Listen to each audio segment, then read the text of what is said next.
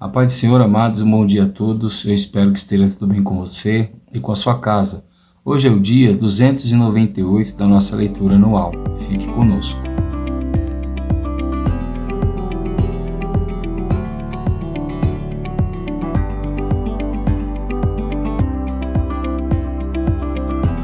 Bom, amados, nós estamos estudando o Evangelho de Lucas e a nossa porção diária de hoje vai do capítulo de número 12 até o capítulo de número 13. Espero que você consiga separar um tempo do seu dia para meditar na palavra do Senhor. Espero que você faça essa leitura, faça suas anotações, suas marcações. Eu creio que Deus irá falar poderosamente ao seu coração. Amém?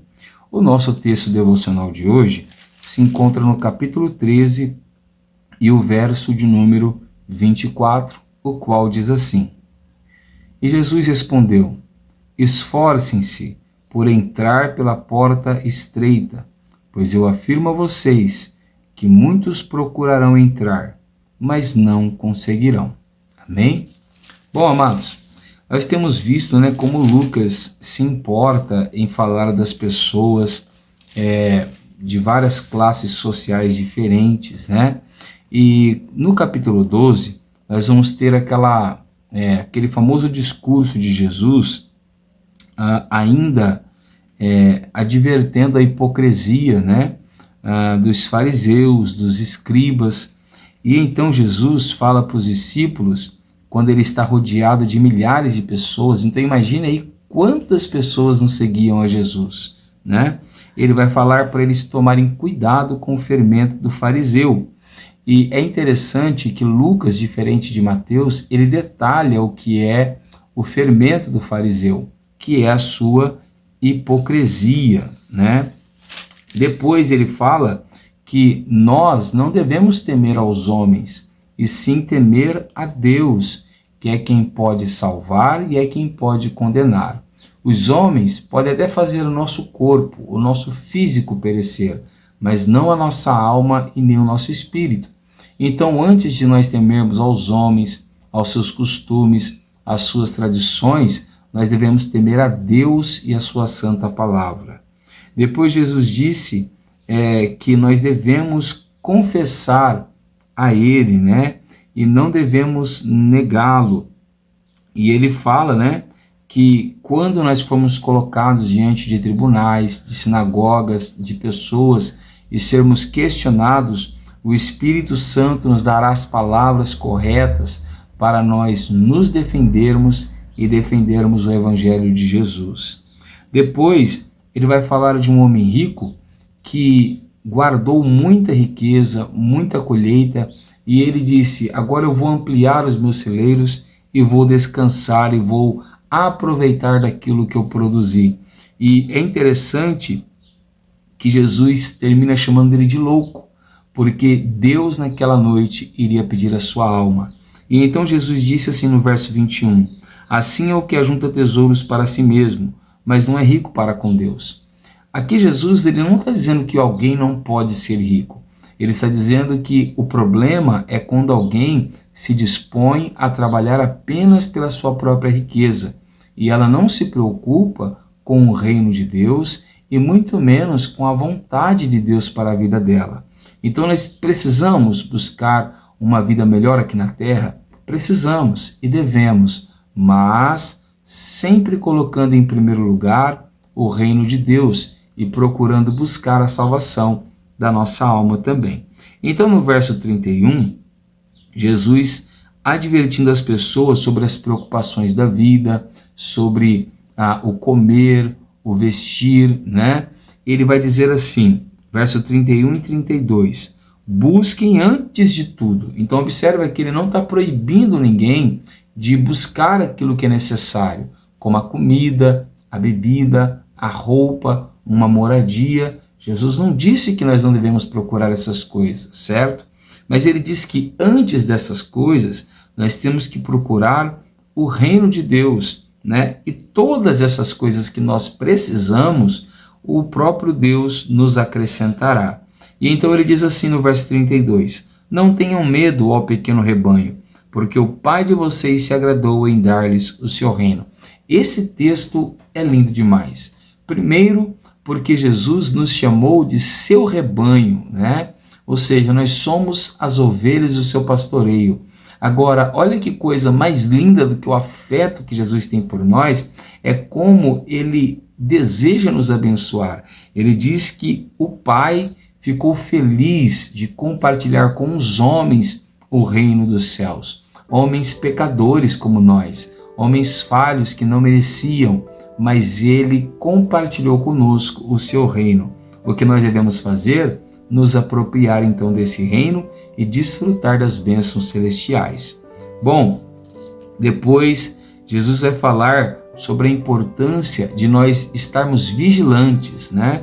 Então aquele que serve a Jesus deve constantemente estar vigilante, ou seja, ele tem que viver esperando a vinda de Jesus, ele tem que viver com cautela, em obediência e no temor de Deus, porque nós não sabemos o dia, a hora que o Pai virá junto com Jesus buscar os seus escolhidos.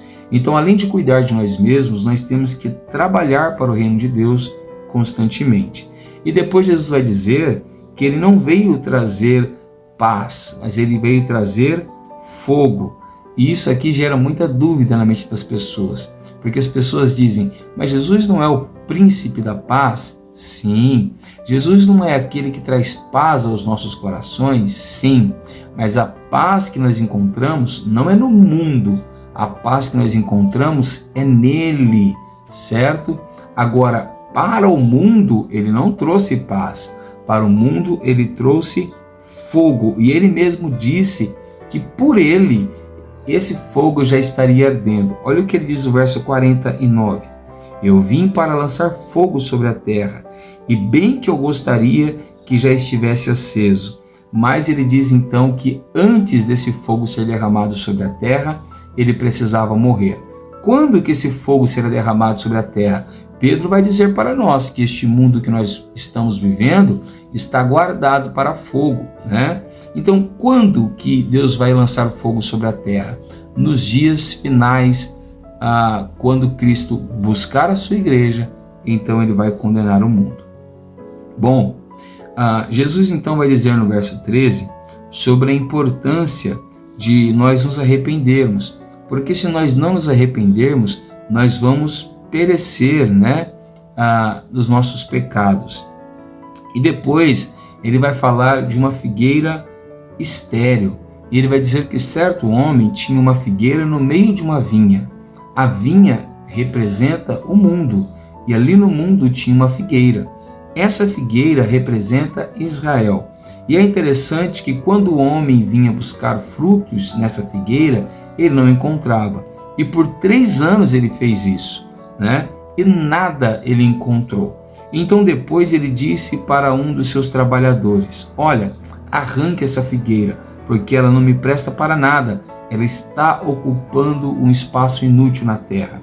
E depois aquele homem que cuidava da figueira disse, Senhor, deixe-me tentar cuidar dela por mais 1 ano. Se ela não der frutos, então o Senhor pode cortar e arrancá-la fora. O que Deus quer nos ensinar com essa parábola? Primeiro, a figueira aqui representa Israel. Aquele homem que vinha procurar frutos é o Senhor. E aquela figueira que representa Israel, durante todo o tempo da lei, mas aqui é muito específico, ele está falando 3 anos. O ministério de Jesus durou 3 anos, 3 anos e meio. Então ele está falando que Jesus foi o final da tentativa de esperança para Israel. E Israel, mesmo com Jesus aparecendo para eles, o Messias prometido, eles não se arrependeram. Eles não produziram os frutos que João Batista pregou, frutos dignos de arrependimento. Então, o que Jesus disse que o Pai queria fazer com Israel? Cortá-la. Mas um homem respondeu, decidiu, dar mais um tempo para ela. Esse homem provavelmente é o próprio Jesus, que cuidou ali da figueira, E ele disse para dar mais 1 ano. Esse 1 ano representa o ano da graça, o tempo da graça. Então Israel vai ter aí uma nova oportunidade, está tendo, de se arrepender, crer em Jesus para ser salvo. Caso ele não creia, eles serão lançados na condenação, junto com todo o resto do mundo que não crer em Jesus. Depois nós vemos mais uma mulher que está enferma, e essa mulher, ela está enferma há 18 anos. Qual é a sua enfermidade? Ela anda encurvada e ela não poderia se arrumar de jeito nenhum. O que é interessante é que a enfermidade dessa mulher, assim como muitas outras que nós temos visto nos evangelhos, não era uma enfermidade física e natural. Era uma enfermidade espiritual de natureza diabólica. Porque olha o que diz o verso de número 16. Por que motivo não se devia livrar desse cativeiro em um dia de sábado esta filha de Abraão, a quem Satanás trazia presa há 18 anos? Então observa que eles criticaram Jesus por ter curado aquela mulher no sábado. E então Jesus disse, por que essa mulher deveria ficar presa só porque é um sábado? Sendo que Satanás está deixando ela desse jeito há 18 anos, né? Então fazia 18 anos que essa mulher sofria uma possessão demoníaca de natureza de enfermidade, né? Então aquela enfermidade daquela mulher não era natural, era um espírito maligno. E ao Jesus expulsar o espírito maligno, aquela mulher foi curada, né? Depois Jesus conta então a parábola do grão de mostarda, representando o seu reino, um reino crescente, né? E por último, Jesus, antes de lamentar por Jerusalém, que tinha dificuldades para crer e para se apegar a Jesus, ele vai falar que existe uma porta estreita, e essa porta estreita é o caminho da salvação. Olha o que diz então nos versos 22, 23 e 24, que é o texto do nosso devocional. Jesus passava por cidades e aldeias ensinando e caminhando para Jerusalém. E alguém lhe perguntou, Senhor, são poucos os que se salvam? E Jesus respondeu, esforcem-se por entrar pela porta estreita, pois eu afirmo a vocês que muitos poucos procurarão entrar, mas não conseguirão. Vamos lá. É muito interessante nós prestarmos atenção no que Jesus está nos ensinando aqui. Primeiro, a pergunta foi se são poucos os salvos. Jesus vai responder assim, que aquele que quer ser salvo deve se esforçar. Tem gente que diz que quando a Bíblia defende a soberania, a predestinação, ela está anulando o esforço do homem para ser salvo. E na verdade não. Olha aqui, ó. O homem precisa se esforçar. O homem precisa ansiar a salvação. Agora preste atenção que a porta da salvação é uma porta estreita. E para passar por ela, o homem precisa demonstrar desejo, esforço, vontade para passar por ela. E olha o que Jesus disse, que aqueles que passarem por ela vão passar porque se esforçaram. Mas ele vai afirmar, não é uma suposição, é uma afirmação. Ele vai afirmar que muitos procurarão entrar, mas não conseguirão. Observa que uma coisa é a pessoa procurar a salvação, e uma outra coisa é a pessoa se esforçar pela salvação. O que mostra para nós que não é qualquer pessoa que vai entrar no reino dos céus. A cada dia que se passa, as pessoas têm tentado alargar mais o evangelho, fazendo o evangelho mais acessível, mais dinâmico, mais jovem, mais moderno, né? Mais liberal. Isso é um problema, porque as pessoas pensam que tentando alargar o evangelho, elas estão abrindo a porta da salvação, e não estão. Jesus disse que a porta da salvação é estreita. Ela não é para todos, ela é para aqueles que se adaptam a ela, ou seja, para pessoas que abrem mão, que se preparam para passar por aquela porta. Cuidado com o evangelho que talvez nós temos seguido, talvez nós temos procurado um evangelho de facilidades, um evangelho de tudo pode, um evangelho de não tem problema, o evangelho isso não é pecado. Nós temos que tomar um cuidado muito grande, porque não é o evangelho que tem que se adequar a esta geração. Não é o evangelho que tem que se adequar ao nosso modo de vida. Não é o evangelho que tem que se adequar ao jovem. Não. É essa geração, é o nosso tempo. Somos nós, são os jovens que devem se adequar ao evangelho para que eles possam estar apropriados para passar por essa porta. Se apropriar ao evangelho não é fácil, exige muito esforço, porque o evangelho cobra muito de mim, ele cobra muito de você, ele cobra muito de nós. Mas, para aqueles que querem passar por essa porta, a porta estreita, a porta da salvação, é somente por meio do esforço, por meio da renúncia, abrindo mão de uma vida imoral e pecaminosa e se apegando a uma vida santa, justa e íntegra. Amém? Eu sou o pastor Tiago, da Igreja Pentecostal Poder da Palavra, e eu quero orar juntamente com você neste momento. Abra o seu coração, feche seus olhos e ore ao Senhor juntamente comigo. Senhor nosso Deus e nosso Pai, nessa manhã nós queremos te louvar, te bendizer e te glorificar pela sua bondade e pela sua graça. Senhor, o Senhor disse que a salvação ela é alcançada por meios de esforços, ou seja, o homem precisa se dedicar para alcançar a salvação. Ele precisa abrir mão de algumas coisas, renunciar a algumas coisas para poder alcançar a porta estreita. Senhor, que nós venhamos nos adequar à tua palavra, que nós venhamos nos adequar ao seu evangelho, que nós não venhamos ser como a maioria que procura um evangelho fácil, um evangelho barato, sem exigências, sem necessidade de mudança ou abandono do pecado.